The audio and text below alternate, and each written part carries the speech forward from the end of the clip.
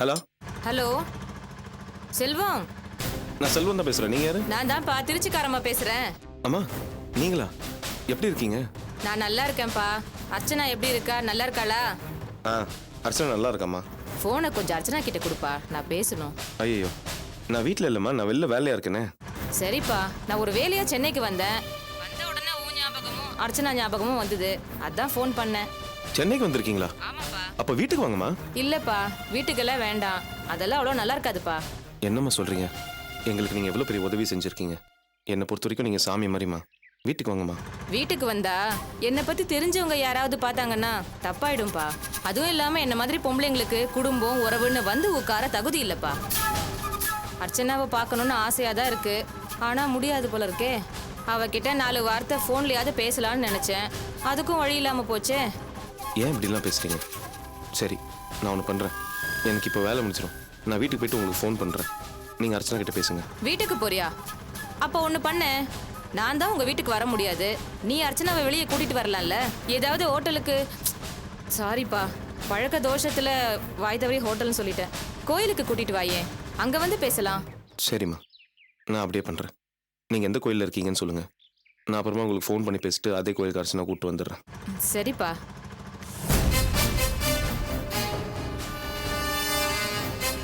என்னப்பா எவ்வளோ நேரம் ஆகும்?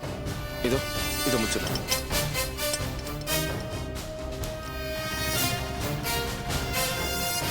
நான் தான்ப்பா திருச்சிக்காரம்மா பேசுறேன். எங்களை மாதிரி பொம்பளைங்களுக்கு குடும்பம் உறவுன்னு வந்து உட்கார தகுதி இல்லப்பா.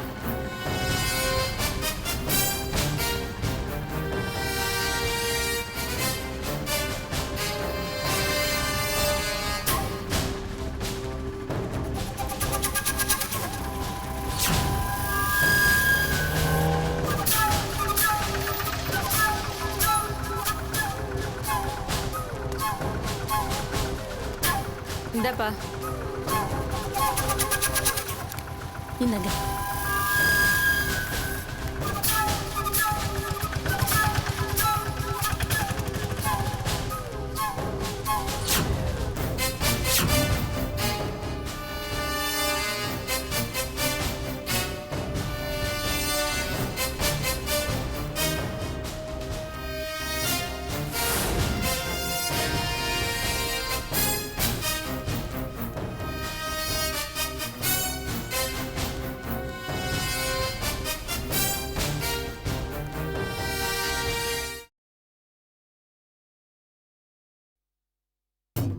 கையரிச்சா காசு வரும்னு சொல்லுவாங்க.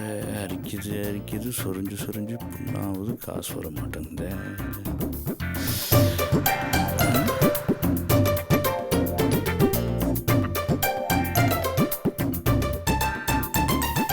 மணி 10 மணி ஆகுது, இந்த பையன் இப்போதான் பல் வலிக்கிட்டு இருக்கான்.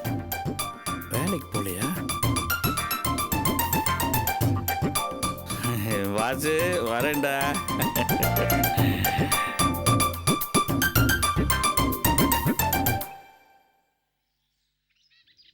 ஹாய் வாசு. என்னடா எப்பவும் கரெக்டாக காலையில் 7 மணிக்கெல்லாம் வேலைக்கு கிளம்பிடவே மணி 10 ஆகுதுன்னு இப்போ தான் பல் விளக்கிட்டு இருக்க. கோச்சுக்காதரா, பொறுப்பாக காலையில் 7 மணிக்கெல்லாம் வேலைக்கு போடுவேன், இன்னைக்கு இன்னும் பொறுப்பு இல்லாமல் பல் விளக்கிட்டு இருக்கேன்னு கேட்டேன். பொறுப்பை பற்றி நீங்கள் பேசுகிறீங்களா?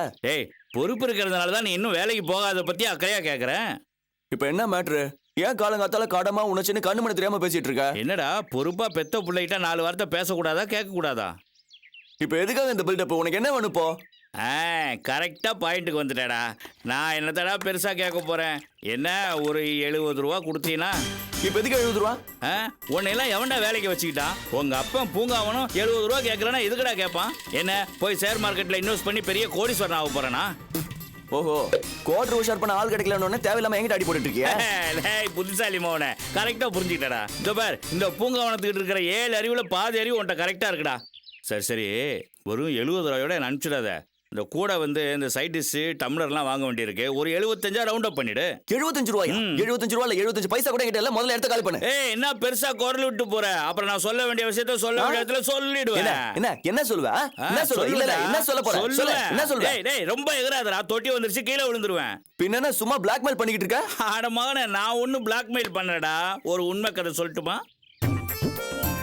ஒரு ஊர்ல ஒரு பணக்கார வீட்டுல ஒரு பையன் டிரைவர் வேலைக்கு போனான். அந்த முதலாளிக்கு தெரியாம அவர் பொண்ணை டாவு கட்டிக்கிட்டான். அந்த முதலாளிக்கு இந்த விஷயம் தெரிஞ்சா இந்த காதல் ஒண்ணு சேராதுன்னு அந்த பொண்ணு பையனோட அப்பங்காலில் விழுந்து எங்களை ஒண்ணு சேர்த்து வைங்கன்னு சொன்னான்.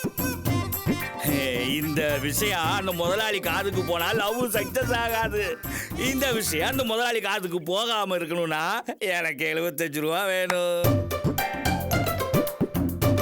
இல்லைனா ₹1 போதும். ஒரே ஒரு போன்ல அந்த மேட்ரு ஓவர். எப்படி வசதி? என்ன மிரட்டி பாக்குறியா? லவ் மேட்டர் தானே, போய் சொல்லுப்போ. ₹1 கூட எதுக்கு வேஸ்ட் பண்ற? நானே போன் போட்டு தட்டுமா, பேசுறியா? டேய், உன் போன்ல அவுட் கோயிங்கே கிடையாதுடா. என் போன்ல அவுட் கோயிங்லாம் இருக்கு. போன் போட்டு தரேன், பேசுறியா? ஏன்பா இப்படி இருக்க? உனக்கு ஒரு பிரச்சனைனா பெத்த புள்ளைய கூட காட்டி கொடுக்குறியே.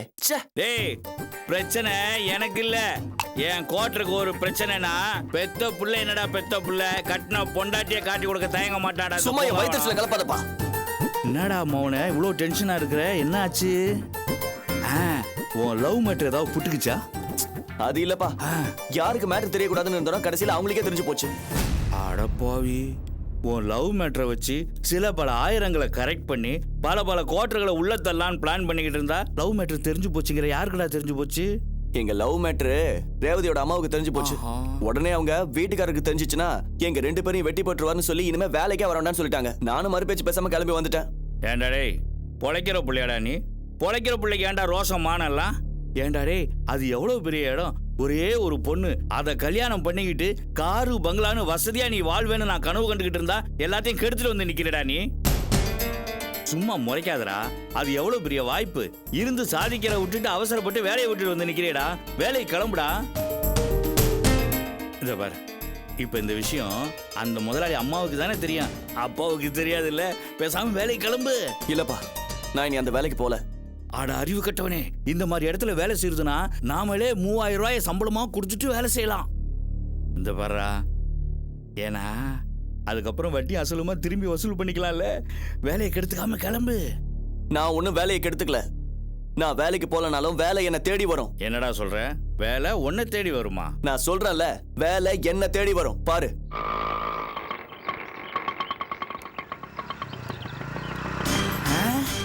வாசு, நீ சொன்ன மாதிரி ஆட்டோ வந்து நிக்குதுடா. வேலை ஆட்டோ மேல வந்திருக்குன்னு நினைக்கிறேன்.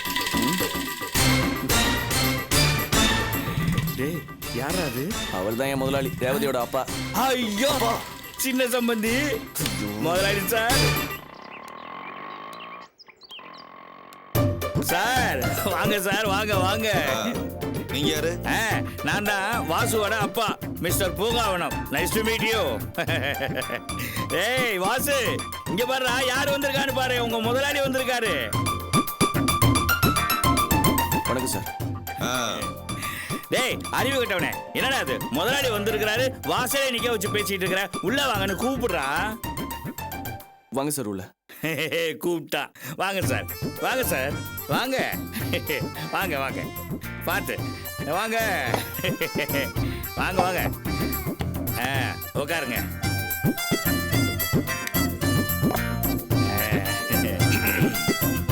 சார் தப்பா நினைச்ச கூடாது, வீட்டில் பொம்பளைங்க யாரும் இல்லை, வெளியில போயிருக்காங்க. அதனால இந்த காபி டீலாம் கொடுக்க முடியாது.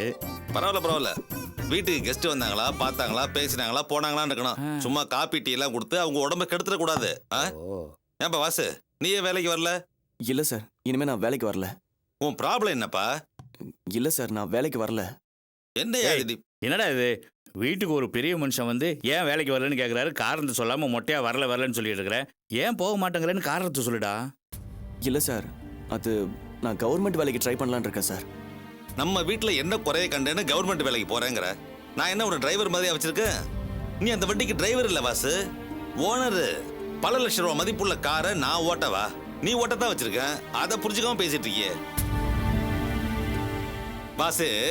நீ எங்க வீட்டு டிரைவர் இல்ல, என் புள்ள மாதிரி. ஐயோ சார், புள்ள மாதிரி எல்லாம் சொல்லாதீங்க, உறவு முறையே மாறிடும். என்ன உறவு முறை மாறிடும்?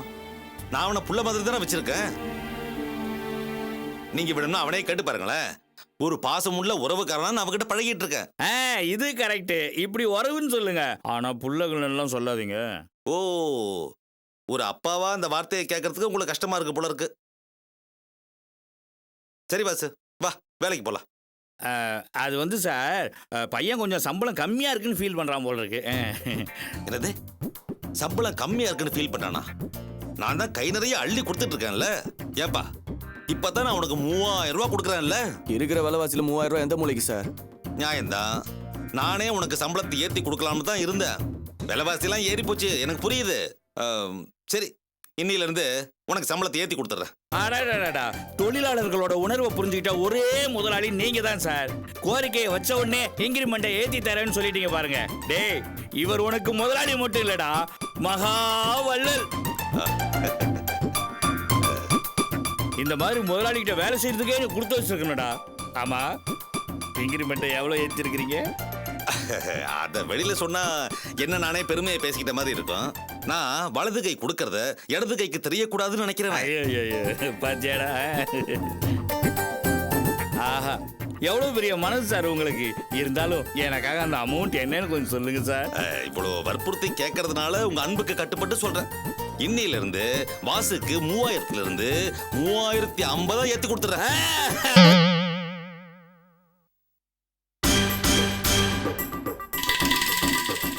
சாதாரண ஆள் இல்லை போட்டிருக்கு. கடைஞ்செடுத்த இவனா இருக்கான். வெறும் 50 ரூபா தானே ஏற்றிருக்கான். கோட்ரு 70 ரூபாய் ஆச்சேடா. பாத்தியா வாசு, நான் அறிவிச்ச சம்பள உயர்வை பார்த்து உங்க அப்பாவே மலைச்சு போய் நிக்கிறாரு. புறப்படு, நேரம் ஆச்சுல்ல. இல்ல சார், அது வந்து நீ இப்படி திடுதுப்புன்னு வேலையை விட்டு நின்னா என்ன அர்த்தம்? என்கிட்ட அட்வான்ஸா சொல்லையா 5000 கை நீட்டு வாங்கின இல்ல, அதை கழிச்சுட்டு நீ வேலை விட்டு இருக்கணும். ஆஹா, இவன் 5000 ரூபா அட்வான்ஸ் வேற வாங்கியிருக்கானா? நம்ம கிட்ட சொல்லவே இல்லை. ரொம்ப நல்லதா போச்சு. அட்வான்ஸ் வாங்காம இருந்திருந்தா இவன் வேலைக்கே இல்லை கேடு வந்திருக்கும். சரி, நீ வேற கவர்மெண்ட் வேலைக்கு போகணும்னு சொல்ற. அது கிடைக்கிற வரைக்கும் இந்த வேலையை பார்த்து அட்வான்ஸ் கழிச்சிட்டு போ. போடா, போய் துணியை மாத்திட்டு போ போ. சார், இந்த பையன் சும்மா கவர்மெண்ட் வேலை அது இதுன்னு பைத்தியகாரத்தனமா புலம்பிக்கிட்டு இருக்கான் சார். உங்களை மாதிரி ஆளுங்க கிட்டலாம் வேலை செய்யறதுக்கு இவன் கொடுத்து வச்சிருக்கணும் சார். அப்படியே படாருன்னு அள்ளி விட்டீங்க பாருங்க ஒரு 50 ரூபாய. You are great sir, very very great sir நீங்க. ஹலோ, என்ன வச்சு காமெடி ஐயோ சார், என்ன சார் நீங்க எவ்வளவு பெரிய மனுஷன். உங்களை வச்சு அப்படியெல்லாம் நாங்க தப்பா பேசுவோமா? ஏத்த வந்துட்டான். டேய் வாடா, டேய் போடா, வேலையில் போய் சேர்ந்து புத்திசாலித்தனமா நடந்துக்கோ. கூட்டு போங்க. பாப்பா வா போலாங்க. பார்த்து போடா. அப்பா, ஒரு வழியா அந்த பையனை மறுபடியும் வேலையில சேர்த்தாச்சு. ஐயோ, சந்தடி சாக்கில் 75 ரூபாய் வாங்காம விட்டேனே. ஐயோ, ஏமாந்துட்டியாடா பூங்காவனம்.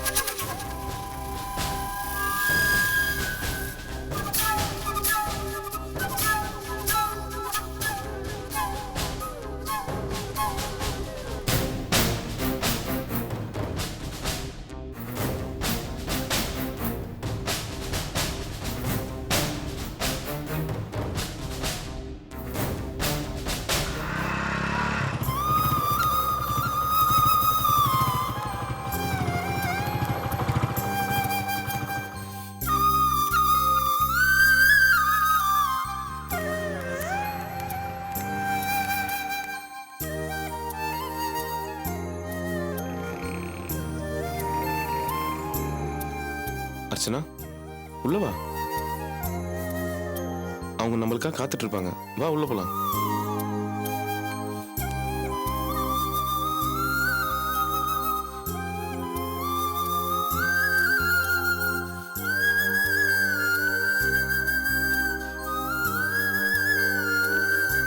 அம்மா. அம்மா. அர்ச்சனா, செல்வம் வந்துட்டீங்களா? எப்படிமா இருக்கு அர்ச்சனா? நல்லா இருக்கேம்மா. இவ்வளவு தூரம் வந்துட்டு வீட்டுக்கு வராம போறீங்களே? இல்லப்பா, அதான் சொன்னேனே உன்கிட்டயே, வீட்டுக்கு வரணும்னு தான் ஆசை. அதுக்கு தான் எனக்கு கொடுப்பன இல்லையேப்பா. நான் உங்களை பார்க்க வீட்டுக்கு வந்தா அது நான் உங்களுக்கு கெடுதல் பண்ற மாதிரி ஆயிடும்பா. என்னம்மா சொல்றீங்க? ஆமாம்மா, நான் உன்னை பார்த்துட்டு போன பிறகு உன் மாமியார் மாமனார் நான் யாரு என்னன்னு கேட்டா என்னம்மா பதில் சொல்வேன்?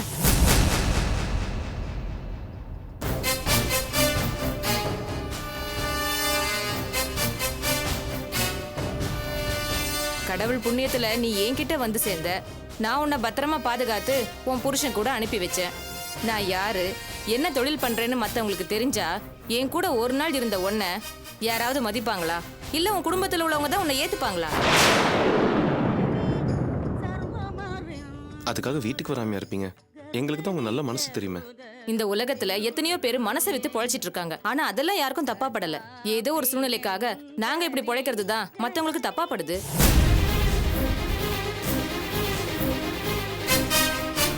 திருச்சியில எங்க இருந்த, யார் கூட இருந்தேன்னு எல்லாத்தையுமே வீட்ல சொல்லிட்டியா? இல்லைங்க, நான் தான் யார்கிட்டயும் சொல்ல வேண்டாம்னு சொன்னேன்.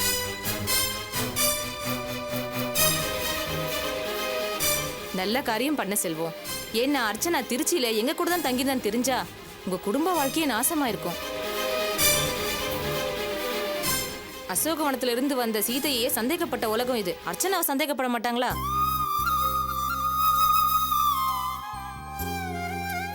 உன் நல்ல நேரம் செல்வம் உனக்கு புருஷனா கிடைச்சிருக்காரு. இந்த விஷயத்துல நீ ரொம்ப கொடுத்து வச்சவ.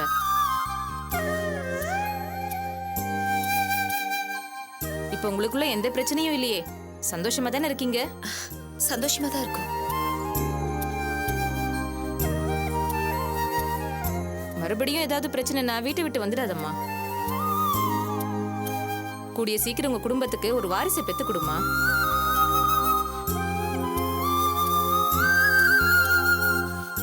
சரி, நான் ரொம்ப நேரம் இங்க நின்னு பேசிட்டு இருந்தா உங்களுக்கு தான் பிரச்சனை. எனக்கும் ட்ரெயினுக்கு டைம் ஆச்சுப்பா. என்னங்க இது, வீட்டுக்கு தான் வர மாட்டேங்கிறீங்க? எங்கேயாவது போய் சாப்பிட்டாது போலாம் வாங்க. வேண்டாம்ப்பா, உங்களை பார்த்து பேசினதே மனசுக்கு நிறைவா இருக்கு. உங்களை எப்பயாவது பார்க்கணும்னு தோணுச்சுன்னா நானே வந்து பார்த்துட்டு போறேன். சரி வாங்க. ம். வாங்க.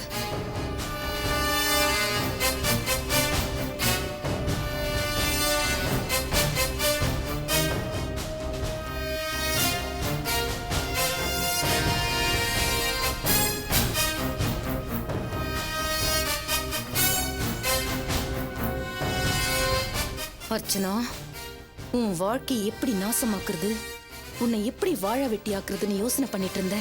இப்போ ஒரு அருமையான சான்ஸ் கிடைச்சிருக்கு. இனி நீ தப்பிக்கவே முடியாது.